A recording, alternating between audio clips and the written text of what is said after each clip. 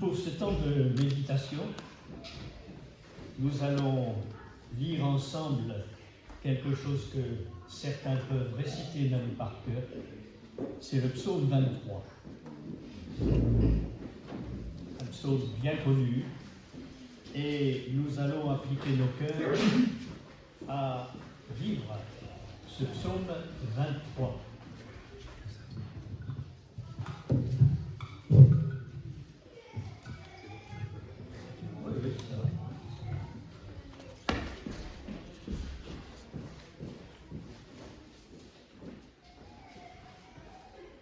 Cantique de David. L'Éternel est mon berger, je ne manquerai de rien. Il me fait reposer dans de verts pâturages, il me dirige près des eaux paisibles. Il restaure mon âme. Il me conduit dans les sentiers de la justice à cause de son nom. Quand je marche dans la vallée de l'ombre de la mort, je ne crains aucun mal, car tu es avec moi. Ta houlette et ton bâton me rassurent. Tu dresses devant moi une table en face de mes adversaires. Tu oins d'huile ma tête et ma coupe déborde. Oui, le bonheur et la grâce m'accompagneront tous les jours de ma vie et j'habiterai dans la maison de l'Éternel jusqu'à la fin de mes jours. Amen. Ces paroles sont les paroles d'un berger. David a été berger, il a gardé des troupeaux, il savait donc ce qu'est le fait d'être berger. Et quand il donne cette affirmation par rapport à une louange qu'il veut faire monter vers Dieu, il va identifier la personne de Dieu à la personne d'un berger. J'ai connu le cas d'une jeune fille qui, suite à la lecture que son pasteur faisait de ce psaume 23, a eu une réaction parce que le pasteur avait lu, comme on lit un poème quelconque, ce texte. Et elle a dit, pasteur, je voudrais bien, s'il vous plaît, reprendre ce texte. Et elle s'est levée, elle ne l'a pas lu, mais elle l'a dit, elle l'a récité au poème. De telle manière que ce texte bien connu a été un message spécifique pour cette assemblée ce jour-là. Et bien des gens ont écouté ces paroles avec les larmes dans les yeux. Parce que cette jeune fille vivait véritablement ce qui est ce texte-là. L'Éternel est mon berger. Alors, pour nous, ce matin, j'aimerais qu'il en soit de même, afin que nous puissions, les uns ou les autres, entrer dans une expérience qui est nouvelle. Comme dit Jacques, ne nous contentons pas d'écouter la parole, mais sachons la mettre en pratique. Et la mettre en pratique, ce ne sont pas règle sur règle, précepte sur précepte, comme dit l'apôtre par rapport à la culture juive, mais c'est quelque chose de vécu dans le fond de notre être. La parole est vivante et efficace. La parole a créé l'univers. Christ a été la parole faite chair. Et aujourd'hui, la parole écrite est notre guide et aussi ce que nous pouvons connaître. Nous pouvons savoir. Il nous faut plus que savoir, il nous faut connaître. C'est l'Écriture qui nous dit ceci: si quelqu'un croit savoir quelque chose, il ne connaît pas comme il faut connaître. Mais si quelqu'un aime Dieu, celui-là est connu de Dieu, et alors il entre dans une autre dimension. Et j'aimerais que nous puissions entrer dans cette dimension, les uns et les autres ensemble, pour dire l'Éternel. D'abord, c'est le Yahvé, YHVH, le tétragramme, qui, si on le décompose, va se couper en deux parties. Le YH, pour traduire en français si vous voulez, celui qui est et celui qui vit et qui donne la vie dans la deuxième partie. Extraordinaire.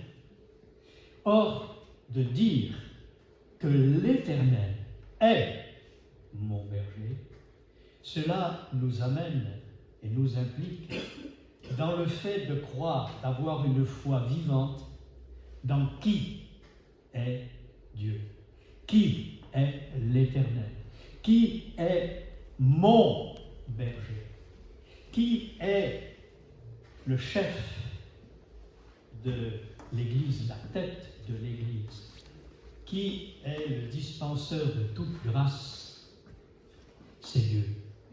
Dieu dans sa plénitude, le Père, le Fils, l'Esprit, dans une réalité tangible et vivante.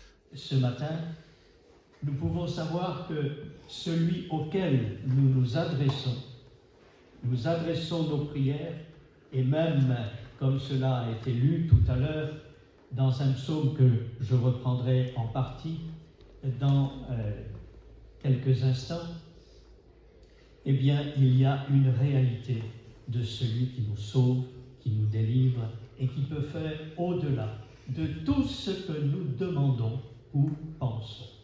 Si tu crois, c'est donc la foi, tu verras la gloire de Dieu.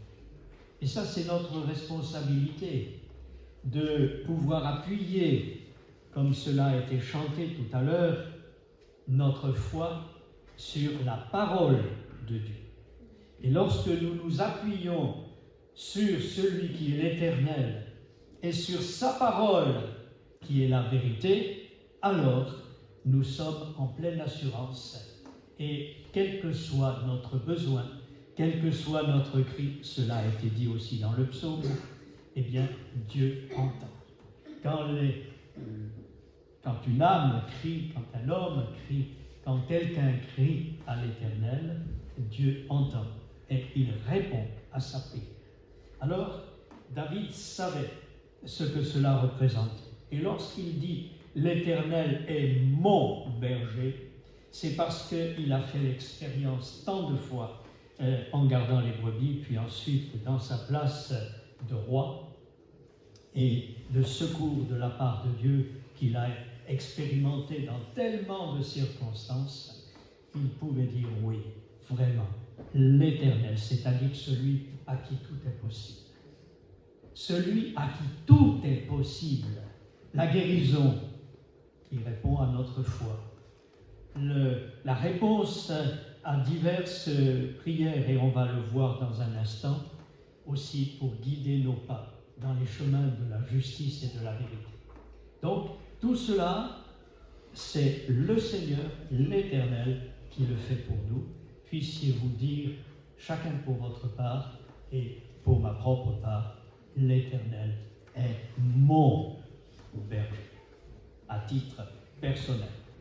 En résultat, parce qu'il est l'Éternel, et parce que j'ai fait alliance avec lui par le sacrifice, psaume 51, rassemblez-moi mes fidèles qui ont fait alliance avec moi par le sacrifice, eh bien, le sacrifice de Jésus a permis que nous soyons maintenant les brebis de ce Seigneur, celui qui a tout accompli.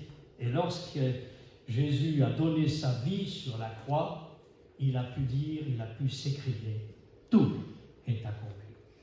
Alors, au lieu de dire, j'ai un problème, puissions-nous dire, tu as ta solution, Seigneur, pour moi, parce que tu es mon berger. Bien sûr, Dieu est le Dieu de tous les hommes, et il est le sauveur de tous les hommes, dira l'Écriture, principalement des croyants. Et si tu crois, eh bien tu verras la gloire de Dieu. Celui qui croira et qui sera baptisé sera sauvé. Il y a le salut, il y a la réponse à la prière, bien sûr.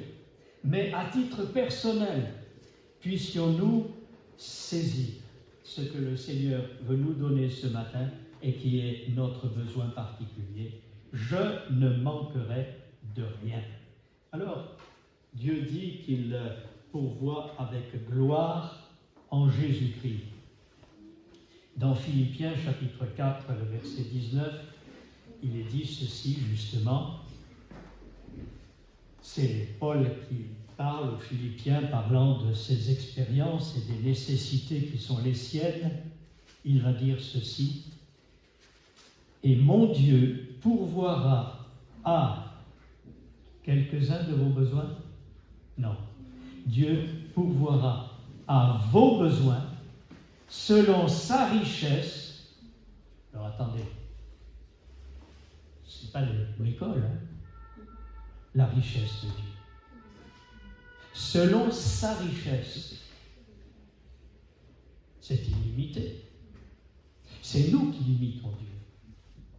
Est-ce que tu oses croire, mon frère ou ma sœur, que le Seigneur, selon sa richesse, lui qui est le maître de l'univers, à qui tout est possible, veut répondre à ton besoin? Ton besoin est devant lui. Je ne veux pas vous faire un discours. Je veux nous exhorter à saisir la richesse de Dieu pour le besoin particulier qui aujourd'hui préoccupe ton cœur ce matin. Un besoin particulier. Oh, nous avons tous beaucoup de besoins, mais nous ne sommes pas conscients même de tous nos besoins. Le plus grand besoin, c'est de connaître Dieu. C'est d'être en communion avec lui. C'est de vivre sa vie. C'est d'être dans la liberté de la gloire des fils de Dieu. Amen. Donc, mon Dieu pourvoira à tous vos besoins selon sa richesse, avec gloire. Et dans l'Écriture nous dit la Bible, l'Esprit de gloire, c'est le Saint-Esprit, avec gloire par la puissance du Saint-Esprit, avec gloire en Jésus-Christ. Dieu ne veut pas vous bénir parce que vous êtes meilleurs. Je ne suis pas meilleur que vous, vous n'êtes pas meilleurs les uns que les autres.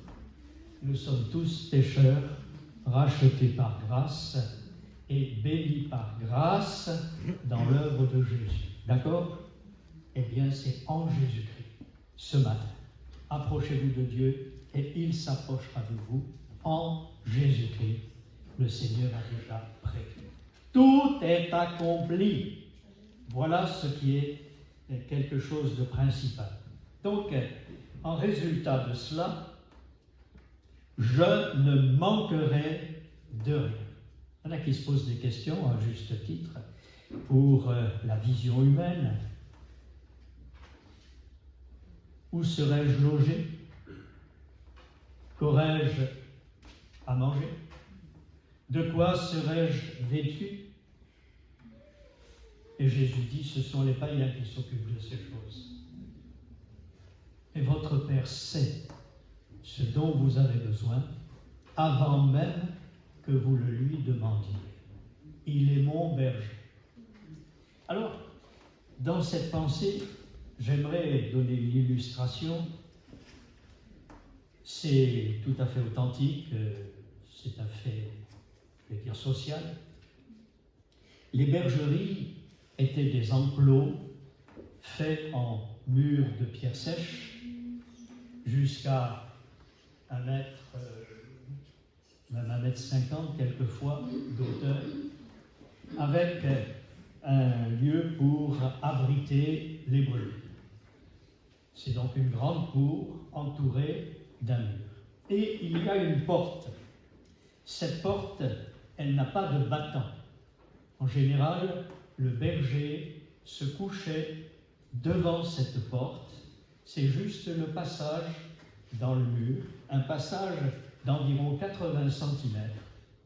Et le matin, ou le soir plutôt, le matin ça va dans l'autre sens évidemment, le berger appelait ses brebis, elles venaient les unes les autres en file, et elles passaient toutes entre ses jambes écartées dans l'ouverture de la porte. Et Jésus va employer cette image, et il va dire « Je suis la porte. Celui qui entrera par moi sera sauvé. Il entrera, il sortira le matin, il trouvera des pâturages. » Et que faisait le berger le soir? Eh bien, chacune des brebis passait entre ses mains. Il enlevait de la toison les ronces, les épines et les parasites qui pouvaient s'y trouver. Et si, par hasard, la brebis avait été exposée au soleil trop souvent, trop longtemps dans la journée, et a fait une insolation, ça arrive. Et donc elle arrivait en titubant. Eh bien, le berger prenait une fiole d'huile et il massait la tête. Tu oins d'huile ma tête. Tu guéris mon insolation. Tu guéris ma souffrance. Tu guéris mon manque de ceci ou de cela. Et puis, si les choses extérieures, telles des épines, nous ont atteints, eh bien, le berger est celui qui prend chacune de ces ronces, de ces épines, et qui les enlève, une par une. Veux-tu que Jésus soit ton berger ce matin? Veux-tu qu'il soit la porte de ta bergerie? Veux-tu venir et passer par lui? On ne peut pas mieux.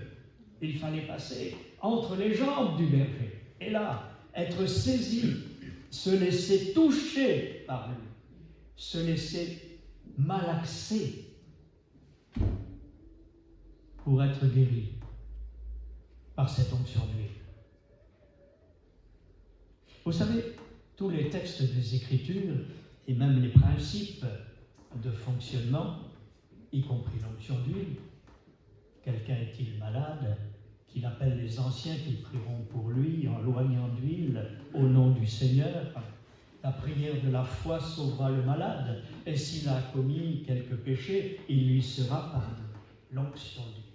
Tiens, image de l'Esprit qui vient pour toucher le plus intime de tes pensées, qui vient pour imposer sa pensée souveraine et salutaire, là où il y a foison de pensées.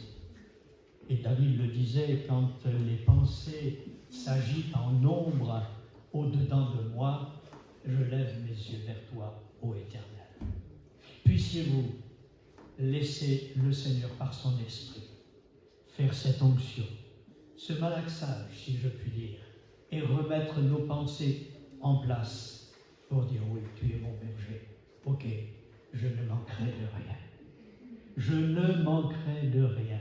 Alors, peut-être on peut se poser des questions, mais disons-nous que le Seigneur sait d'avance ce dont nous avons besoin et il est prêt à y répondre.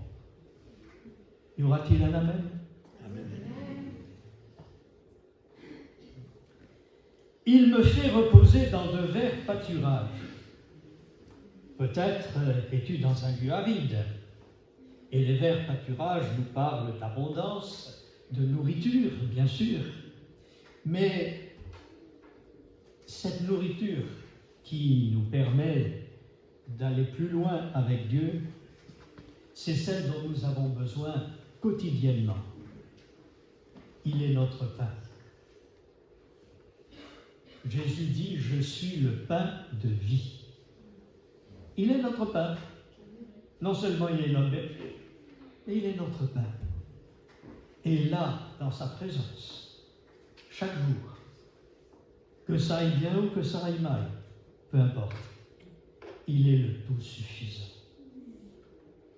Nous avons tout, dira Paul, nous avons tout pleinement en lui, qui est le chef Et le perfecteur, celui qui amène à épanouissement, ou le consommateur, dira quelqu'un, mais c'est un vieux mot, donc on ne le comprend pas toujours.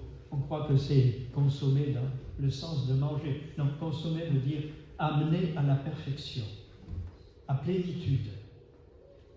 Et donc, il est le consommateur de notre foi. C'est-à-dire qu'il donne à nos vies les éléments, les circonstances qui permettent à notre foi de saisir ses promesses.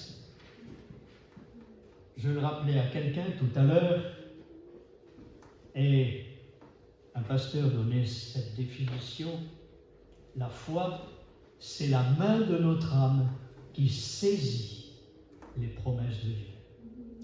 Dans un instant, nous allons lire « Tu dresses devant moi une table en face de mes adversaires » et l'Écriture nous dit ceci. Je rappelais ce verset à la personne à qui je parlais tout à l'heure. Le paresseux porte sa main dans le plat et ne la ramène pas à sa bouche. Vous pouvez avoir devant vous, je vais le développer maintenant, une table chargée. Tu dresses devant moi, en face de mes adversaires. Tu as pourvu à tout, tu dresses devant moi une table, elle est chargée, elle est dressée.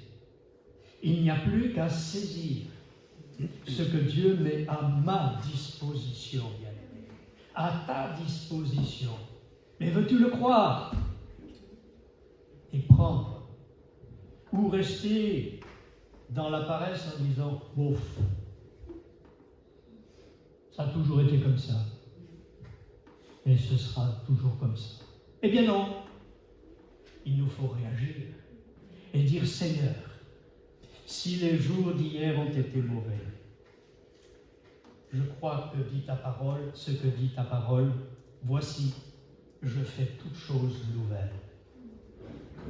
Je connais, dit Dieu, dans Jérémie 29, verset 11, les projets que j'ai pour vous, projets de paix et non de malheur, afin de vous donner un avenir et de l'espérance. D'accord? Osez-vous y croire? Ça dépend de vous. Ça dépend de moi. Et à chaque fois que je crois et que j'affirme la parole de Dieu, je la rends efficace, vivante dans ma propre vie. Alors, je vais vous dire quelque chose. Arrêtons de nous plaindre. Mais soyons de ceux qui croient à la parole de Dieu. Arrêtons de dire, j'ai eu l'occasion déjà de le citer ici, pourquoi, en un seul mot. Et le Seigneur nous dit non, non, non. Pourquoi? J'ai un but dans ta vie au travers de l'épreuve que tu passes. C'est une école. Je veux t'apporter quelque chose de meilleur. Et l'Écriture dira ceci.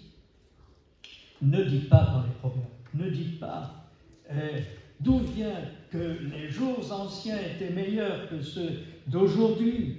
Ce n'est pas par sagesse que tu dis cela, car Dieu est toujours le même.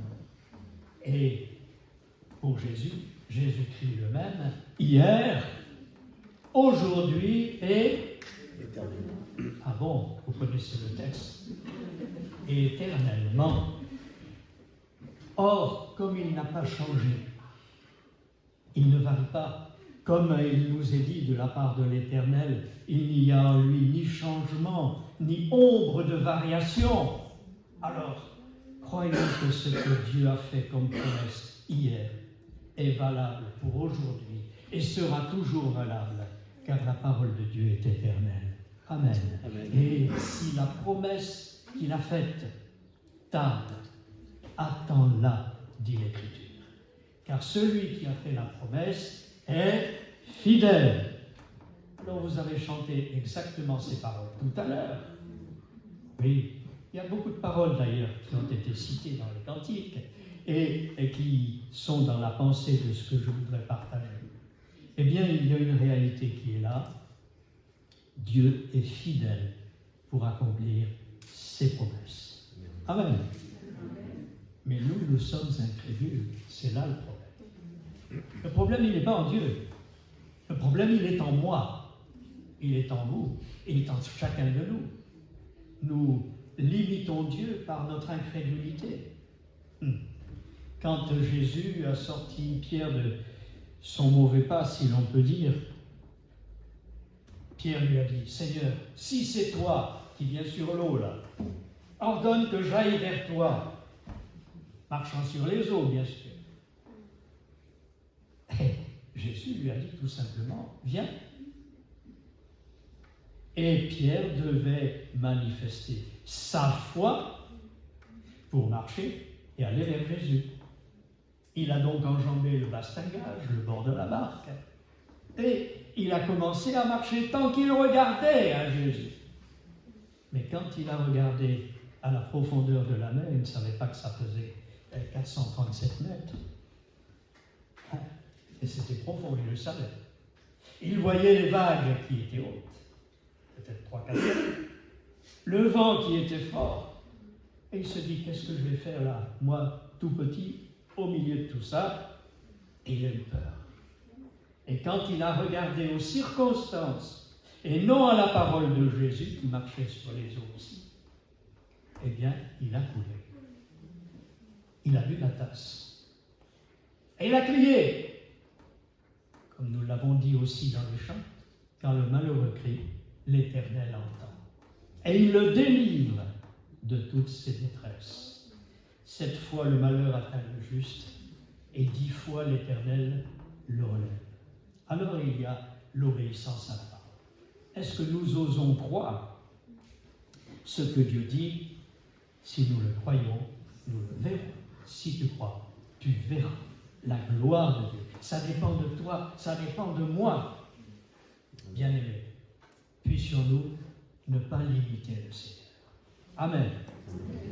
Donc, il me fait reposer dans de verts pâturages. Je reviens à notre texte. Après la table dressée, je n'y reviendrai pas. Et il me dirige près des eaux paisibles. Il me dirige.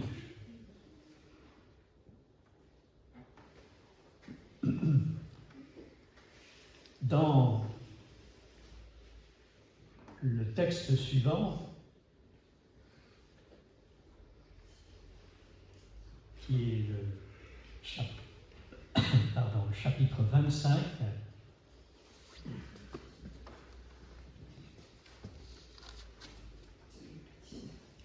au verset 8, il est dit ceci, il montre aux pécheurs la voie, il conduit les humbles dans la justice, il enseigne aux humbles sa voie. Tous les sentiers de l'Éternel sont miséricorde et fidélité pour ceux qui gardent son alliance et ses commandements.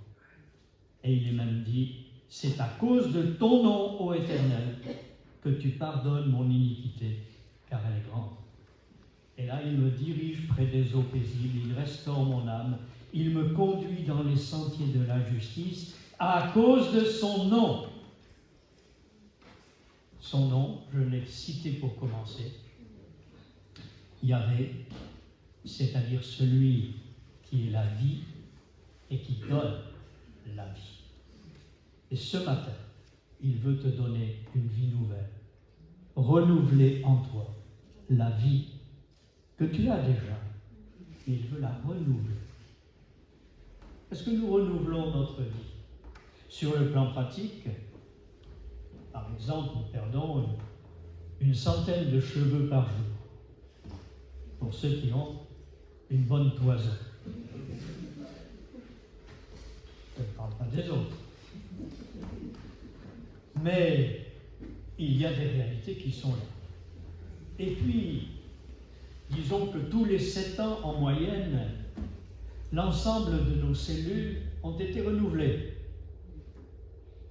Il y a un renouvellement qui est donc la multiplication cellulaire, qu'on appelle la mitose, qui fait que chaque cellule se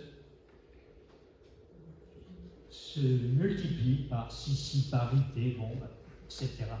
Ce sont des termes, on va dire, un peu scientifiques, sciences naturelles.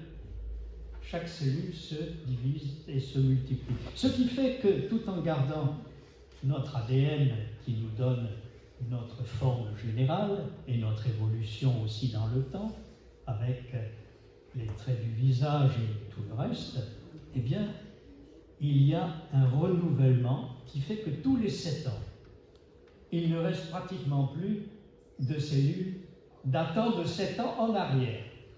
Grosso modo, c'est une moyenne. Et 7 est un chiffre particulier qui régit toute la nature, entre autres.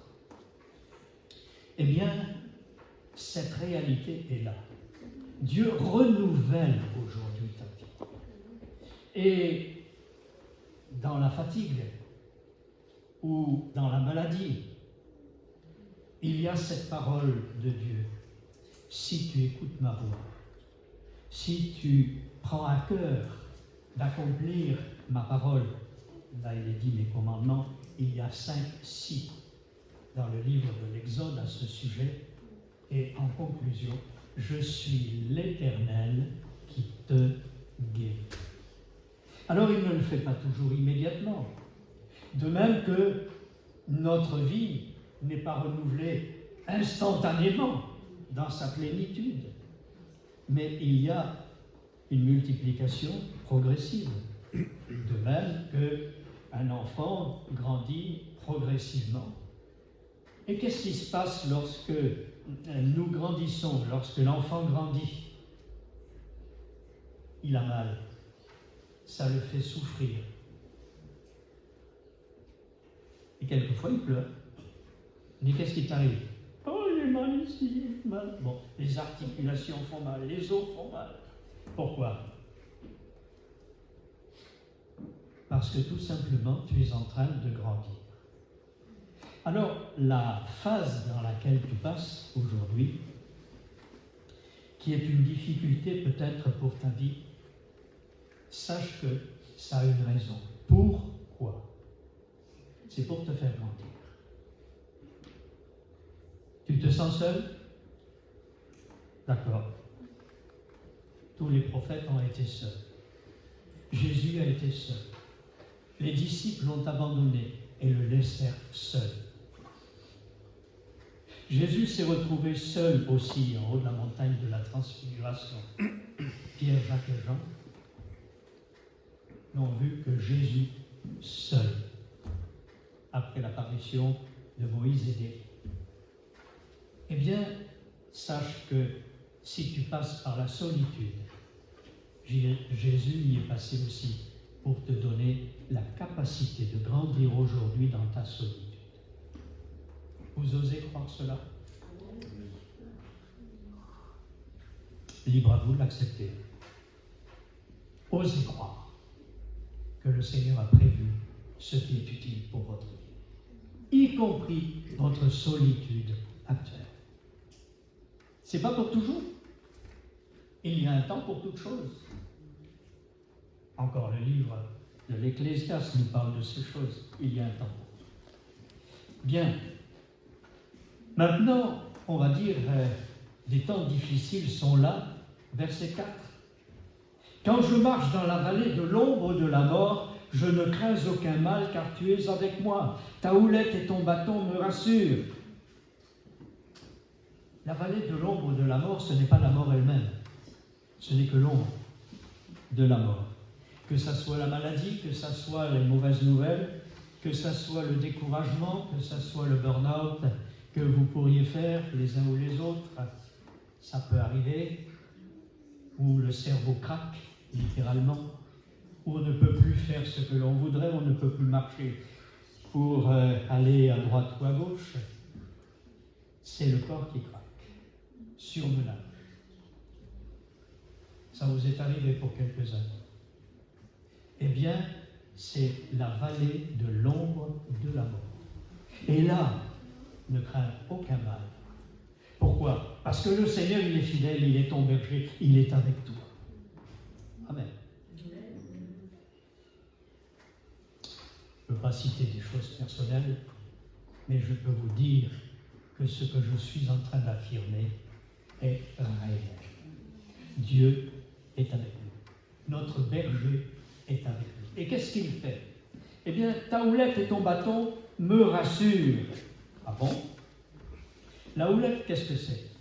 Une crosse pour prendre la brebis ou l'agneau qui s'est égaré, qui est tombé dans un trou ou un ravin, un fossé, le saisir sous l'abdomen et ainsi le remonter de sa chute.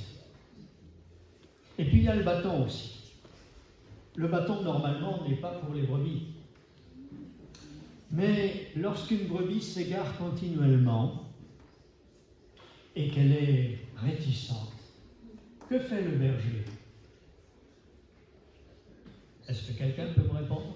Il lui casse les pattes. Pardon? Il lui casse les pattes quand on... Il lui casse, on parle des pattes. Une patte. C'est exact. Avec le bâton, il lui casse une patte. Ce qui fait que la brebis ne peut plus marcher.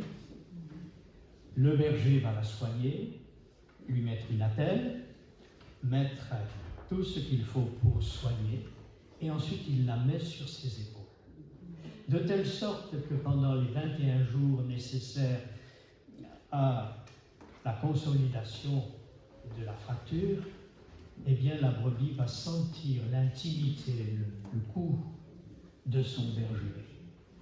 Et ensuite, quand il va pouvoir la mettre par terre, la brebis va s'attacher, comme si c'était sa propre mère, si je puis dire, à son berger. Et au lieu d'aller se perdre à droite, à gauche, dans des situations néfastes, elle va le suivre pas à pas. Alors peut-être aujourd'hui tu as senti le coup de bâton et tu te dis, mais Seigneur, qu'est-ce que j'ai encore fait? Je lisais récemment ce que disait quelqu'un, effectivement, et c'est tout récent. Qu'est-ce que j'ai encore fait au bon Dieu? Excusez-moi, mais on ne peut pas dire ça. Tu es pécheur, tu es pécheresse, et de toute façon, Dieu est saint, il est juste, il est sage et il est amour. Donc il fait toutes choses pour un bien. Toutes choses, sans exception. Alors, ton bâton est utile dans ma vie. Autrefois, on a peut-être connu ça pour quelques-uns, ou plus maintenant. Il faut arriver dans nos âges peut-être, où on tapait avec la règle sur le bout des doigts, où l'on donnait quelques corrections. J'ai été instruit. Donc, on donnait quelques corrections. Bon, aujourd'hui, ça c'est surtout pas bon. Et il y a des éléments où Dieu est obligé de sanctionner, de nous reprendre. Pourquoi? Parce qu'il nous aime, parce qu'il veut nous voir réussir, il veut nous voir aller plus loin, il veut nous conduire dans les sentiers de la justice, à cause de son nom qui est fidélité, qui est amour, qui est lumière, qui est sagesse, et qui ne change pas. Donc, le bâton est là aussi. Et puis, je l'ai développé tout à l'heure, tu dresses devant moi une table en face de mes adversaires. Vous lirez le psaume 91, ça vous fortifiera. Tu induis ma tête et ma coupe déborde. Alors l'onction d'huile, je l'ai dit tout à l'heure, mais la coupe qui déborde, c'est en fait le contenant. Et la coupe en question, ce n'est pas une coupe simplement comme un verre, mais c'est ce que j'ai vu à plusieurs endroits en Suisse et ailleurs, avec le terrain en pente, où on met un abreuvoir rempli par une source qui coule continuellement, mais l'abreuvoir coule lui-même dans un autre abreuvoir, un peu en contrebas, etc. Et je l'ai vu jusqu'à 5 et 6 abreuvoirs quand le troupeau est nombreux, où l'un remplit l'autre.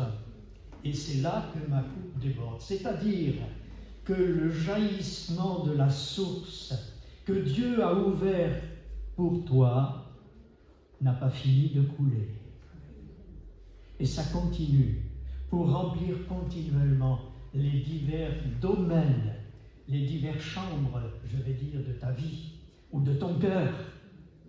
Parce que le Seigneur veut ta plénitude, non seulement dans le domaine physique, dit pour certains, mais aussi dans le domaine intellectuel, mais aussi dans le domaine familial, mais aussi dans le domaine de ton travail, et puis dans tous les domaines.